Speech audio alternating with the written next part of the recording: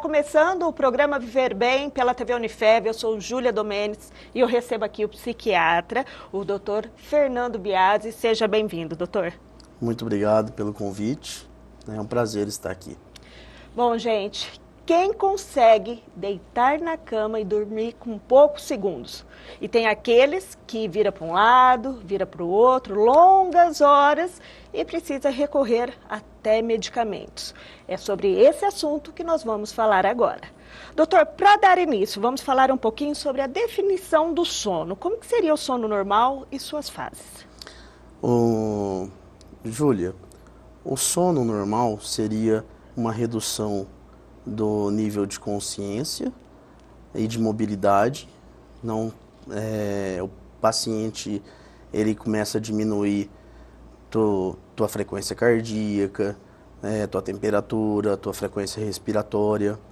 E o sono ele acompanha o estágio de vigília, sono não REM e REM. E é dividido esse processo no ciclo circadiano e homeostático. O ciclo circadiano é o nosso ciclo biológico.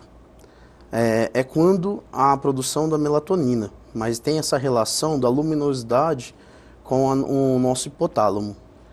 Já o ciclo homeostático, o que acontece? É aquela pressão para dormir que o paciente tem. Ele cria isso consigo, então ele tem uma pressão para dormir. E também interferências como uso de café à noite. Isso acaba estimulando, então, e atrapalhando um bom sono. Sim. No ciclo circadiano, a melatonina é o papel do indutor do sono. Nós vamos entrar a respeito dela depois. Nas fases do sono REM e não REM, segue, assim, resumidamente, o sono não REM, ele se divide em N1, N2 e N3, que são as fases. A primeira, o N1, é aquela passagem da vigília para o sono. Então, é quando a pessoa está entrando num estado de sonolência, ali quase dormindo. No N2 é quando há a consolidação do sono. Então está um sono leve, mas consolidou já. E o paciente, ele começa a ter uma frequência cardíaca menor, uma temperatura menor, uma frequência respiratória menor. É onde que o paciente está, a pessoa, o indivíduo, ele está se preparando para entrar no N3, que é um sono profundo, que é onde produz os hormônios, aonde que é um dos mais importantes da regulação homeostática em geral. Passou a fase do N3, do sono profundo, que dura em torno de 90 minutos a 120 minutos do tempo total do sono, entra o sono REM, que o principal dele é o quê? É o descanso, a consolidação da memória, quando a pessoa, tudo que ela vivenciou no dia, ela tenta armazenar nossa memória. Então, na parte que a gente mais precisa da armazenamento de memória, a gente tem um nível pequeno de ondas, que é o sono do sono REM. Então não é todo mundo que consegue numa noite chegar nesse sono REM? Não, pessoas que acordam, despertam durante a noite, têm dificuldade em ter o sono REM. E aí acorda, não lembra de nada, não memoriza nada, ou pessoas que dormem muito pouco. E isso atrapalha o cotidiano? Sim, atrapalha bastante.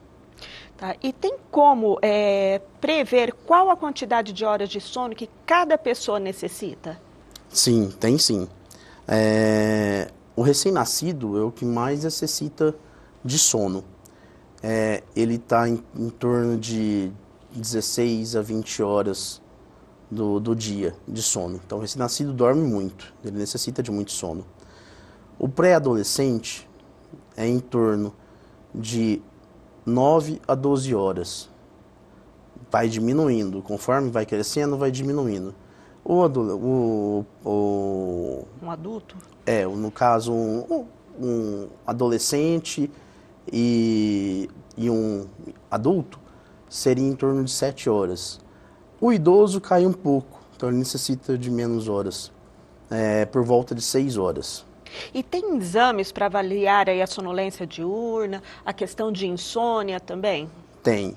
A polissonografia é o padrão ouro.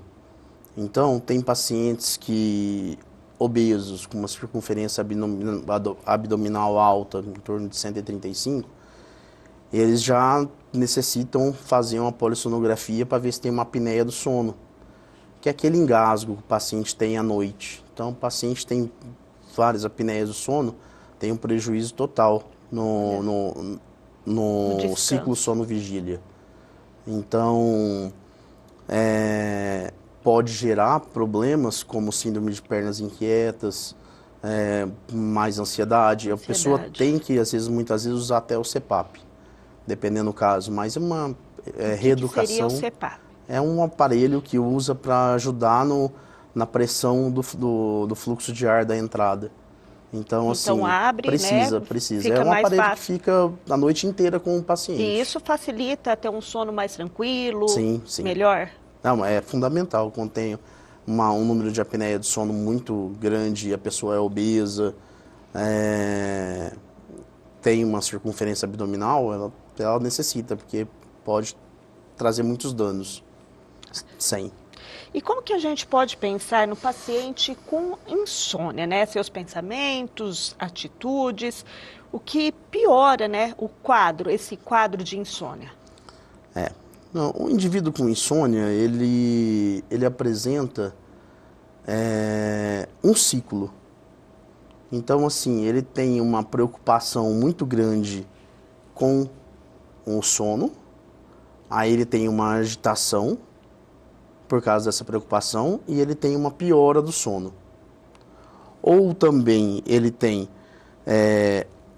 ele fica mais tempo na cama para compensar a insônia dele, aumenta essa preocupação e gera insônia.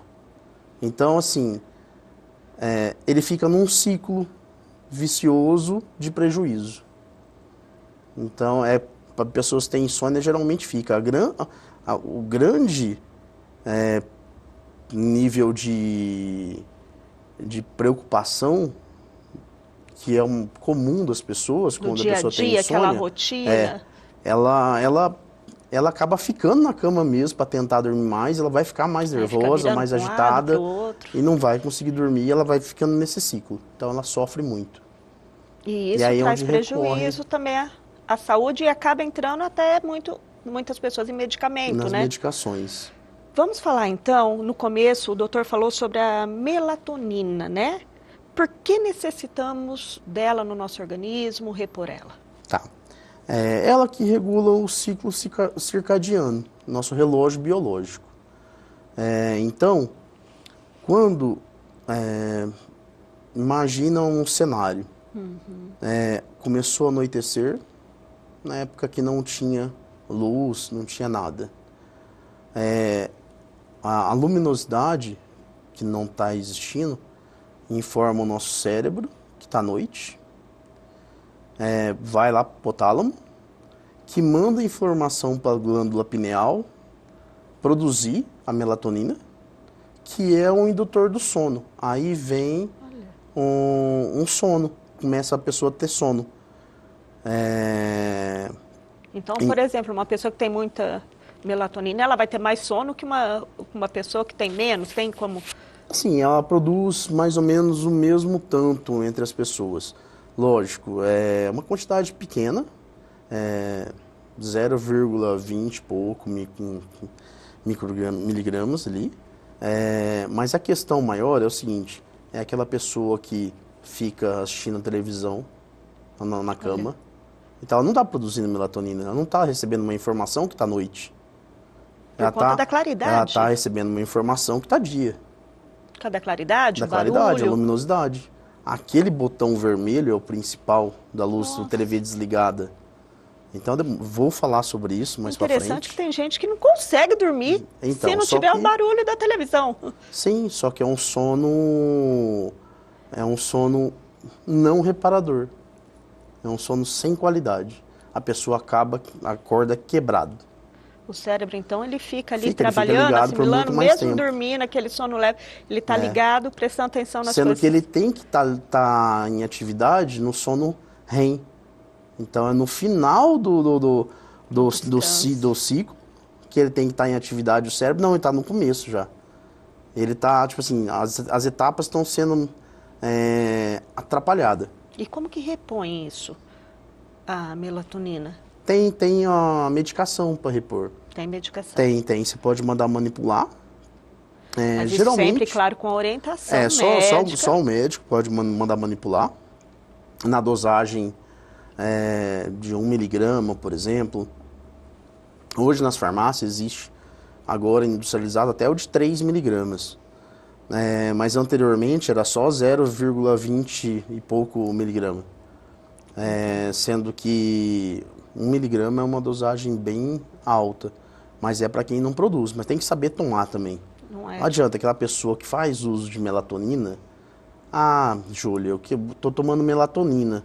Ah, eu vou dormir 10 horas da noite, aí eu tomo às 10 da noite. Não vai adiantar nada. Porque você tem que tomar, imagina que você está recebendo a informação do cérebro. A tua glândula pineal está produzindo. Qual que é a hora que ela está produzindo? Umas 4 horas antes de você dormir. Umas 6, 7 horas, 6 e meia, 7 horas da noite, já escureceu, você dormiu umas 10. Nossa. Então é mais ou menos isso. Tem que tomar, quando eu prescrevo, 7 da noite, 8 da noite o limite. 7 horas da noite está ótimo, é hora de tomar ela. Para ela induzir ao sono lá para as 9, 10 horas.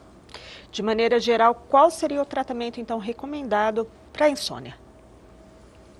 Para insônia, o principal tratamento não é medicamentoso. E todo mundo acha que né? Não é. É a higiene do sono. É muito individualizado de cada paciente.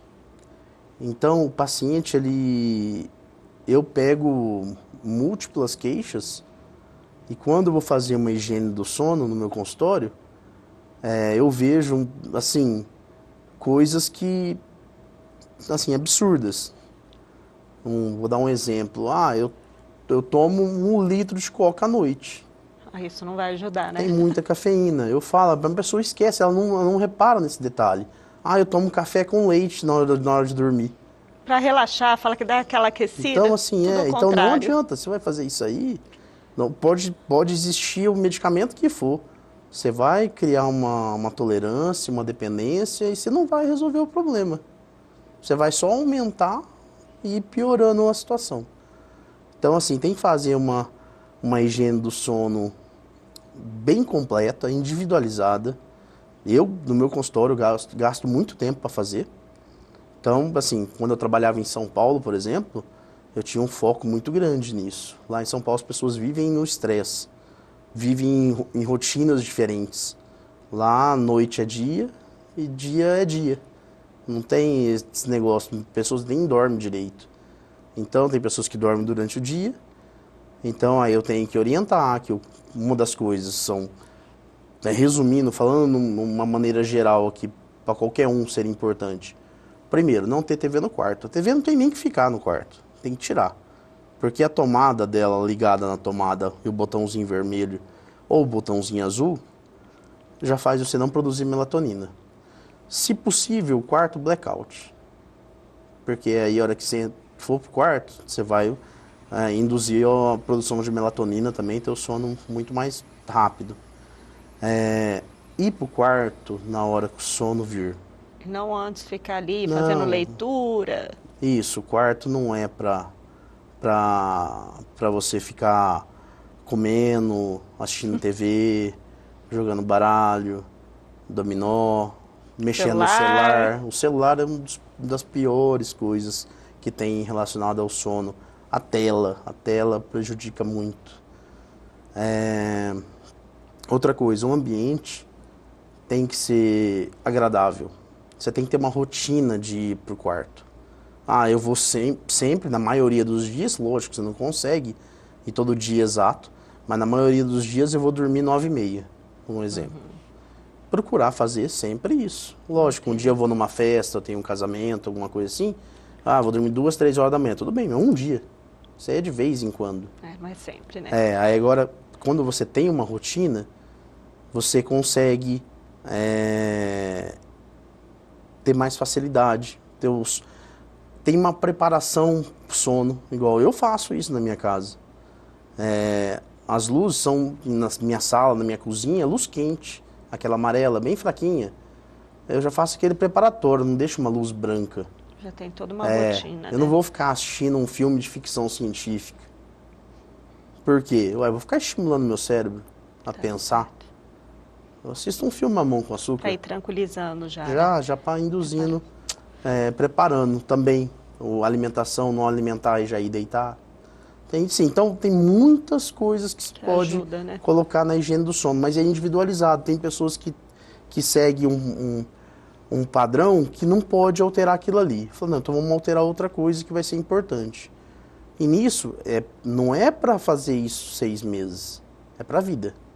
Fora isso, tem as medicações que auxiliam. As medicações nós vamos deixar para falar no próximo bloco. Perfeito. Nós vamos agora rapidinho para o intervalo. Não saiam daí, a gente volta já já.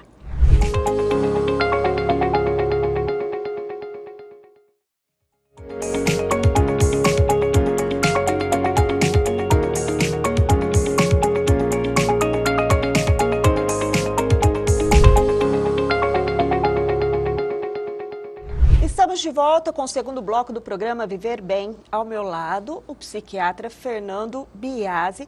Estamos falando sobre o sono, a qualidade do sono, sobre a insônia. Se você tem alguma dificuldade em dormir, aqui você vai tirar todas as suas dúvidas. Doutor, vamos falar agora nesse segundo bloco sobre medicamentos, as famosas tarja preta.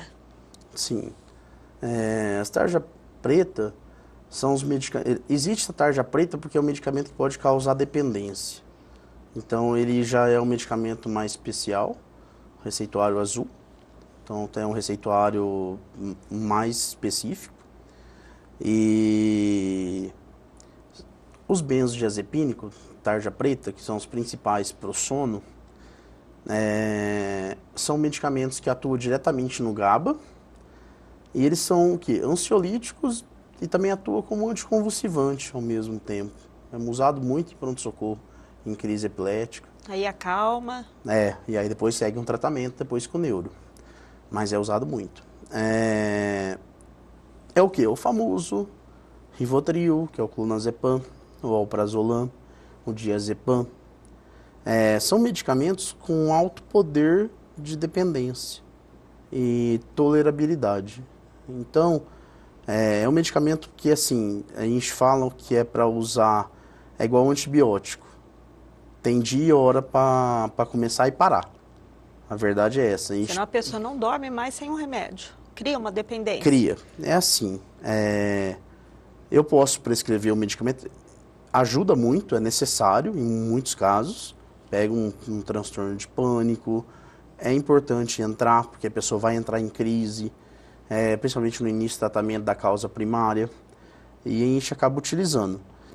Mas eu falo, se o paciente faz uso contínuo todo dia, se ele usar mais que um mês, a chance de dependência já é gigante. E aquele que usa casualmente, por exemplo? Porque tem as pessoas em casa aí que, sim, por conta própria, hoje eu estou acelerada, não consigo dormir, vou lá e tomo. Isso é errado. Depende, se foi um médico que prescreveu e orientou, não é errado. Mas e aí assim, o médico lógico, vai saber, né? Eu tenho um paciente que tem pânico. Ele está em remissão, está estável. Aí eu deixo de resgate. Eu deixo um sublingual para ele. Falo, caso aconteça de você ter uma crise, você pode tomar. Numa consulta posterior, você me relata, você marca no papel, você me passa que eu vou avaliando se eu preciso ajustar a medicação da causa primária ou não. Não ele. Ele é para emergência. Mas assim, eu posso usar por um mês direto. Principalmente porque vai dar tempo do medicamento fazer efeito da causa de base. Geralmente a gente usa um antidepressivo, vamos lá, um inibidor seletivo de recaptação de serotonina. Para ele fazer um efeito considerado, é de 4 a 6 semanas. Para começar um efeito, por mais moderno que ele for, precisa desse tempo. E nesse tempo, o paciente vai ficar tendo crise? Não. Então ele já vai estar fazendo uso direto. Tem medicação também que pode gerar uma catesia, movimentos involuntários. E o que acontece? Em outros casos, o que acontece? A medicação é importante no início. Você entrar com alprazolam para evitar isso aí. Então ele trabalha com conjunto. Então é importante, é um medicamento muito bom, só que tem um risco de dependência. Então o risco é grande porque as pessoas não esquecem. A pessoa vai lá, ela esquece o celular na mesa do médico, só que não esquece. Doutor, falta a receitinha azul. É assim, sempre. Se ele toma um medicamento, tarja preta, um alprazolam, um clonazepam, ele vai lembrar que precisa do remédio. Ele não fica sem. Então, assim, você tem que orientar muito. Quando eu começo, eu oriento. Ó, eu vou ficar aqui em dose baixa, se precisar eu aumento, mas eu não quero usar muito tempo, a gente vai ter que tirar. Então, até um mês, eu tenho paciente que eu falo, eu vou te passar por 30 dias, você vai tomar 20, 10 dias você deixa guardar, 10 comprimidos se você tiver crise, não toma mais. Para no outro dia. A pessoa não criou uma dependência. E tem a separação desses benzodiazepínicos por um tempo de meia-vida. Então, tem o curto, o médio e o intermediário em horas. Então, dependendo do caso, a gente utiliza um ou o outro. É importante falar sempre com a orientação do médico, Sim, né? sempre. É um medicamento que não é vendido sem um receituário azul. Se alguma farmácia vende de forma errônea, que é sujeita a penalidades. Uma outra coisa que é importante é o idoso. A gente evita o benzodiazepínico em idoso. Na realidade, a gente tenta sempre tirar o benzodiazepínico. Pacientes vêm em doses altas de benzodiazepínico, a gente tenta retirar. Porque assim, ele sempre fica numa dose maior, porque geralmente a pessoa toma um clonazepam, o tempo de meia-vida é em torno de 40 horas. Então, pega aí um tempo de meia-vida alto, ele sempre vai ficar com uma concentração mais alta no corpo. E aí cria uma tolerabilidade, ele começa a tomar mais, quando vê tomando uma dose grande. E aí tem o risco de queda. E aí nesse risco de queda é perigoso para o idoso, porque tem uma dose alta. E Zolpidem? Zolpidem tá muito na mídia, tá passando bastante reportagem sobre isso e é importante. É um medicamento muito bom se o médico saber lidar com ele. Tem que saber trabalhar com ele muito bem. Como que eu posso resumir ele de uma maneira simplificada? É um medicamento que tem uma ação rápida e dura pouco. E assim, os efeitos colaterais dele que é o que traz para você o uso. Alucinação. Você vive momentos que você nem lembra que aconteceu. Nossa. E aí causa prejuízo em tudo. Porque você pode muito bem sair com o carro, bater o carro. Você pode fazer compra de algo que você não tem condição de pagar depois. Então, se alucinando, você pode fazer de tudo. Outra coisa que muitas pessoas fazem é o quê? Janta tarde e toma um remédio. Aí o remédio, ele fica mais tempo no corpo, ele demora mais para fazer ação. Aí a pessoa não consegue dormir, ela levanta, vai para a sala e ela alucina. Aí muda tudo. Aí a pessoa tem muito prejuízo. E aí a pessoa, às vezes, pode ficar com muitas sequelas dos sintomas, dos efeitos colaterais, de movimentos involuntários, dificuldade de movimentar, ataxia, no caso ali, a pessoa tem prejuízo nos movimentos, de manhã, que a pessoa fica como se estivesse grogue. Doutor, nosso tempo está se esgotando. Rapidamente, então, gostaria que deixasse uma orientação geral para o pessoal sobre o sono, né? Quem tem problema com sono. Tá. Primeiramente, como que você vai saber se você tem uma insônia ou não? É importante que você faça o seguinte. Quando você estiver de férias, pega e você vai ver o tempo de sono que você precisa, porque você não tem uma obrigação de acordar. Se você dorme 10 horas da noite todo dia, depois de uma semana de férias, está acordando 8 horas da manhã, é esse tempo que você precisa de sono. Menos que isso pode te prejudicar e muito mais que isso também. Tá apresentando um problema de sono, a gente tem que ver uma causa primária disso aí. Pode ser desde um transtorno depressivo maior, transtorno ansioso, transtorno de estresse pós-trauma, TDAH também causa muito isso aí. Então a gente tem que tratar a base do problema. Geralmente a insônia vem junto com outro transtorno. Pode ser até transtornos fora da psiquiatria, narcolepsia, e que interferem em todo o sono. Procurar o quê? Fazer uma higiene do sono boa, isso ter para a tua vida, independente se você tem uma insônia ou não, mas você ter o próximo de uma higiene do sono adequada. Você ter hora para dormir, tua alimentação, teu ritmo de vida, e assim, procurar um especialista para tratar isso. Eu trato muitos pacientes assim, que mantém uma qualidade de vida para quê? Para evitar danos futuros, porque quem dorme muito mal por muito tempo, o risco é maior de ter diabetes, hipertensão, problemas cardiovasculares, o risco de síndromes metabólicas. Então, traz muito prejuízo. Eu agradeço a explicação para o pessoal. Com certeza vai precisar voltar, porque esse assunto aí rende bastante. Sim, tem muita coisa para falar, dá para falar muita coisa. Muito obrigada. Eu que agradeço, tá, Júlia? Bom, gente, tá aí. Espero que vocês tenham gostado. Eu espero vocês na semana que vem. Tchau, tchau.